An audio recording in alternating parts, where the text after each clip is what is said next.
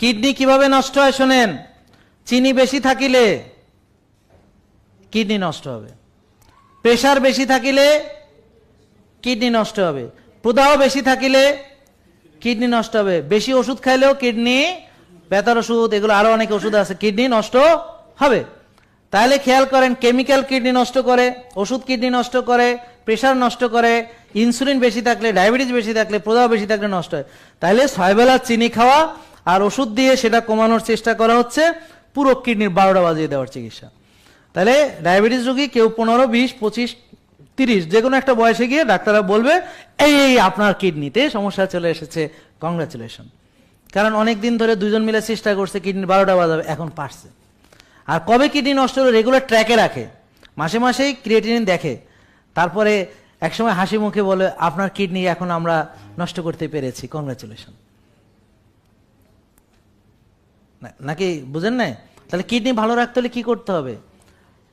বাজে খাবার বাদ দিতে হবে, কারণ প্রসেসড ফুড ইনফ্লামেশন করে।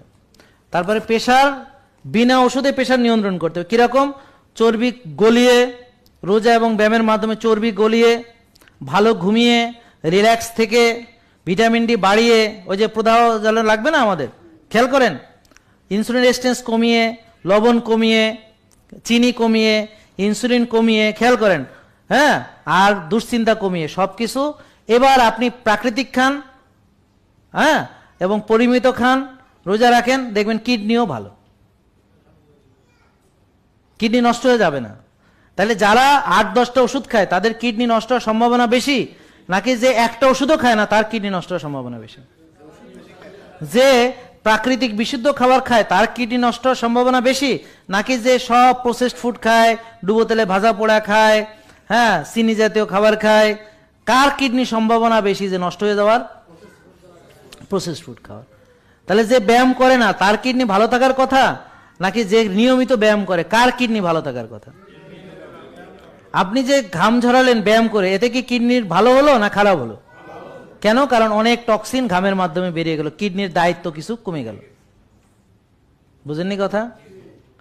বুঝছেন? কিডনির কিছু চাপ কমে গেল, ঘামের মাধ্যমে অনেক কিছু বের হলো, কিডনির উপরে একটা চাপ। কিডনির কাজ কি? বডিকে পরিষ্কার পরিচ্ছন্ন রাখা, রক্তকে বিশুদ্ধ রাখা, রক্তের ওই যে আজে বাজে জিনিস যেগুলো সেগুলো প্রস্রাবের মাধ্যমে বের করে, বুঝতে পারছেন, রক্তের যে বাফার সিস্টেমটাকে নিয়ন্ত্রণ করে, রক্ত যেন অ্যাসিডিক না হয়ে যায়। এই জন্য যাদের কিডনি সমস্যা তাদের রক্ত অ্যাসিডিক হয়ে যায়, আর যাদের রক্ত অ্যাসিডিক তাদের কিডনির 12টা বেজে যায়। তাহলে রক্ত অ্যাসিডিক হলে কিভাবে হবে? প্রসেসড ফুডের মাধ্যমে হবে। বডি অ্যাসিডিক হলে হবে, ব্যায়াম না করলে হবে, চিনি বেশি থাকলে হবে, ইনসুলিন বেশি